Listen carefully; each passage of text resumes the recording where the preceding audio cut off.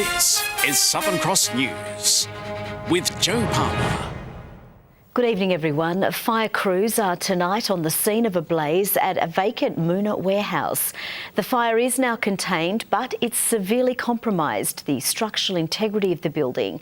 There were fears it could collapse.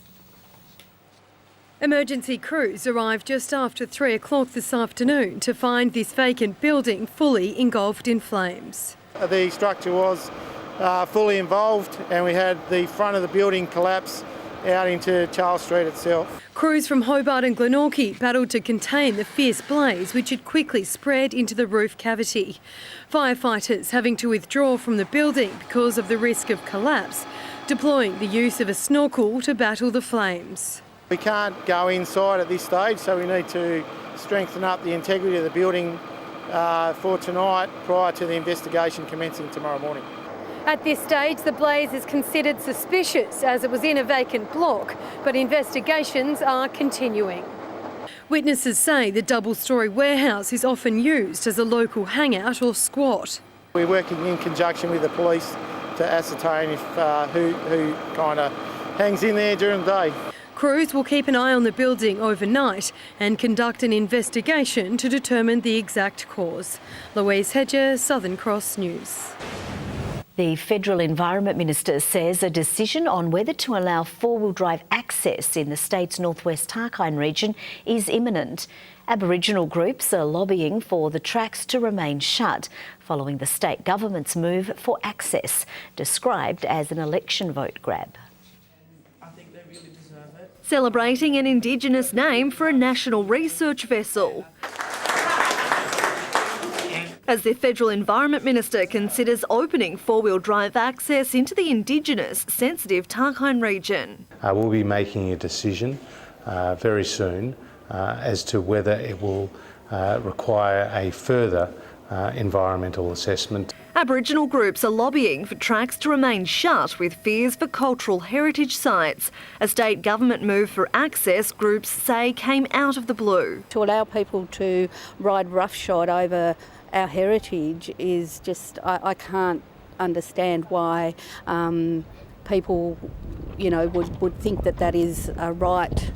The government says a referral to the Commonwealth will rubber stamp its commitment at the last election. Our concern is that there's a political fix underway here where the state Liberals need those tracks open before the state election and that they're communicating with their federal counterparts to get this through. A political gamble for an election just 6 months away, the opposition hiding its cards on poker machine policy as the issue shapes up as a ballot box affair. We have a position on this. Labor need to explain what their position is. They can't continue to have a bob each way. We will have a policy well before the election, so the Treasurer just needs to calm down, stop working himself into a lather. An inquiry recommending poker machines be significantly reduced. Labor's committee representative voting in favour of keeping the machines in pubs and clubs. The Greens say both parties are avoiding its social harms. Labor is being gutless here and they're using the Liberals' position as cover, just as the Liberals are using Labor's weakness on this as cover. Jacqueline Robson, Southern Cross News. A man has been extradited from Tasmania after being charged with child sex offences allegedly committed more than 5 years ago in New South Wales. The 48-year-old is alleged to have sexually assaulted a young girl who was known to him on numerous occasions between 2009 and 2012. He was arrested at Georgetown Police Station and has since been escorted to a court in Newcastle where he was refused bail. Investigations are continuing. Tasmania has been chosen to host suicide prevention trials as part of a nationwide attempt to tackle rising statistics. With the state having the second highest suicide rate in the country, the government-funded trials aim to test new approaches to helping communities. 5 Tasmanian communities are one step closer to reducing suicide rates as part of Australia's largest suicide prevention trial. It aims to lower the rates across the country among a specific demographic in one or more locations. So this is about bringing people like our education providers, community health service providers, possibly even police and others together to actually work together to determine how a community needs to respond in order to best support its population in times of need. The trial in Tasmania will focus solely on men aged between 40 and 64 and both men and women over 65. The focus areas in Tasmania will be Launceston, Devonport, Burnie, Break of Day and the Central Coast. We need to shine a light on this, and we need to provide a mechanism for people more readily and openly to access the services that are available. The government has seen the need to ensure that we have the best services available. We have a collaborative framework in place to ensure that when people need help, they're able to access it. The trial is set to take place until June 2019. Rita Risk, Southern Cross News. The coroner has criticised the Royal Hobart Hospital's handling of a woman with mental health issues. The woman, who hasn't been identified, was taken to the hospital in November 2013 in a distressed state. The coroner questioned why she was discharged 2 days later, saying it was a hasty decision. A follow-up service was also not contacted. 3 days after the discharge, she committed suicide. The Tasmanian Health Service says it's since improved a number of procedures, including patient transfer. And if you or anyone you know needs help, support is available from Lifeline 24 hours a day. Anti-same-sex marriage campaigners say they aren't fazed by another one of their signs being defaced in Hobart after a billboard was altered to change its meaning. The prominent sign on Newtown Road was changed to say it's okay to say yo in place of the word no.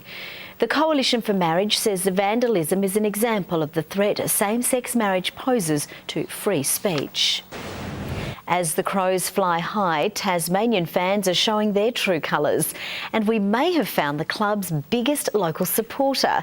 Living wall to wall in red, yellow and blue, Adelaide's fiercest ally will be watching the grand final alongside a small but dedicated fan base.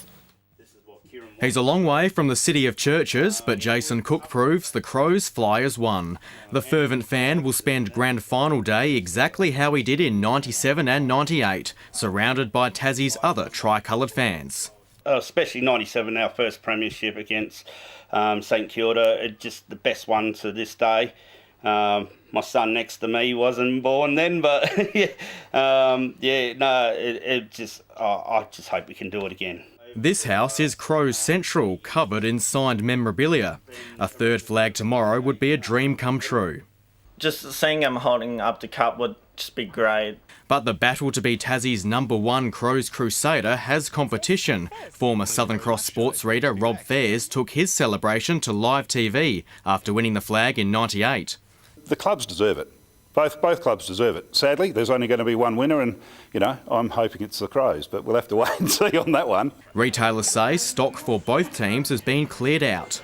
Anytime you've got a Victorian team that's in the grand final, it's a real boom for retail and the fans just get about it. This time of year, a boon for yesteryear's heroes too. South Launceston Football Club today hosting 3 Carlton greats, all familiar with finals feelings. You could walk up and see your mother at the front row and you wouldn't even know they were there because you're thinking about the game and concentrating what's happening next. The players playing tomorrow haven't played in one, never. So their first time will be exciting for them. Huge crowd, you've got to block it out. Although one grand final moment may never be bettered. As the years go on, you get higher and higher and higher and better. Tom Johnson, Southern Cross News. Construction is underway on Australia's new Icebreaker, which will replace the iconic Aurora Australis. A group of Tasmanian school students is playing a key part in its development, coming up with the winning name for the Hobart-based research vessel. This is the humble beginnings of Australia's new Icebreaker, the keel laid last month at a Romanian shipyard in a milestone for the new research vessel. This model shows what the finished product will look like, and thanks to these students, it now has a name. They won a national competition to label the ship. We had some 800 nominations. We didn't have fortunately, a Bodie McBoatface or a Ice Baby or a Ice Crusher. The St Virgil's College students have named it Noyina. It means Southern Lights in Palawakani, the Tasmanian Aboriginal language. Choosing a Palawakani name to name the Icebreaker, it shows a real admirable character and respect for Aboriginal languages, which we haven't seen in previous generations. The group today trying on equipment they'll need for their prize. They've won a trip to Antarctica. Once in a lifetime opportunity. Most people never go to Antarctica, and for us to be so young but to do something so amazing is just a life-changing experience. The name follows a line of tradition dating back to Sir Douglas Mawson's ship. That was called the Aurora, after the Southern Lights spectacle. Then we had the Aurora Australis, our current Hobart-based icebreaker. This is the ship for the next generation of Antarctic scientists and people heading south, and we've had wonderful service out of the Aurora Australis now for nearly 30 years. It's a great ship, but there's a lot of work to do. The Noyina is scheduled to arrive in Hobart in 2020. Michael Breen, Southern Cross News. Rock royalty Sir Elton John wooed Tasmanian crowds this week with 2 packed-out shows performing his most loved classics. But the music legend had to take a break halfway through his second event, saying he felt a little unwell. Elton's management team says it was a short illness and he is now feeling fine. He will perform in Cairns tomorrow night. 2 big names lining up for this year's Relive the Rivalry charity match in October have been revealed. Footy legend Paul Williams will lace up for the first time, while VFL hardman Gary Baker is returning. For Paul Williams and Gary Baker, playing footy used to be week in, week out. Now it's once a year. You know, I'll play till I'm 75 even though I'm only 64. Getting the pair through the bumps and bruises is the important reason behind Relive the Rivalry. It raises money for muscular dystrophy and awareness of the condition. For spectators, it is a chance to see some old favourites in action. The only thing I'm a little bit nervous about is the post game, like the day or two after, where I'm going to be extremely sore. This will be the 6th instalment of the Legends game, but for the first time it will be held at UTAS Stadium. Crowd numbers expected to balloon to 5,000 people. Based on the 1990 State of Origin when Tassie beat Victoria at North Hobart Oval. That's where it started. We introduced the All-Stars so we could get all the other mainland guys to play as well. Playing footy, a simple pleasure for the retired greats.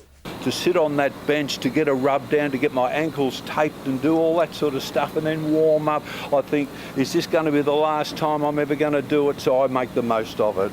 Tom Johnson, Southern Cross News. Tasmanian charities are reporting a rise in people seeking their support. With this demand increasing and Christmas looming, a local business is teaming up with Food Bank to help out. At Foodbank's warehouse, they're making hampers for those in need. Most of the food comes from donations, and the other food that we actually purchase, like products that don't get donated to us, we have from donated funds. More volunteers will come together for a mass packing day on the 14th of October with the help of restaurant chain Zambrero. The mammoth task, creating 30,000 meals. It's been a lot of logistics to get it organised. It's been really encouraging the generosity of some of the people who've come on board to donate things that will go towards the meals. The hampers will be distributed to local charities who are reporting an increase in demand. Food Bank Tasmania supports 240 charities from St Vincent de Paul to Salvation Army to small church groups throughout the state, and on top of that we supply 106 schools with a free breakfast program. Foodbank is calling for volunteers to help out on the day. Michael Breen, Southern Cross News. Now a look at the day's business and finance news with thanks to Tasplan, your local super fund. The share market has ended a choppy session in positive territory with a respite in falling iron ore prices, helping materials and resources stocks recover lost ground. The ASX 200 index has risen by 11.2 points. The Australian dollar was trading at 78.43 US cents at the close of trade and 108.68 New Zealand cents. It has been a rough ride for Tasmanian kayaker Kate Eckhart at the World Championship in France. A huge 50-second gate penalty in her first run meant her time was well behind other competitors in the semi-final. She did better the second time around, but still finished outside the qualifying cut-off. Meanwhile, Daniel Watkins' time was also hampered by gate penalties. He finished 32nd, well outside qualifying. Good evening. Hobart 17 today, Launceston and Burnie 15 degrees and Devonport 14. Temperatures range from -2 on Mount Wellington to our high of 18 at Friendly Beaches. Most numbers though close to average, which in itself is a bit sad. Bushy Park 17, Campania and St Helens 16, Wynyard Grove and Strawn, along with the islands, all 15 degrees today. Lowhead 14 and Liaweenie a top of 9.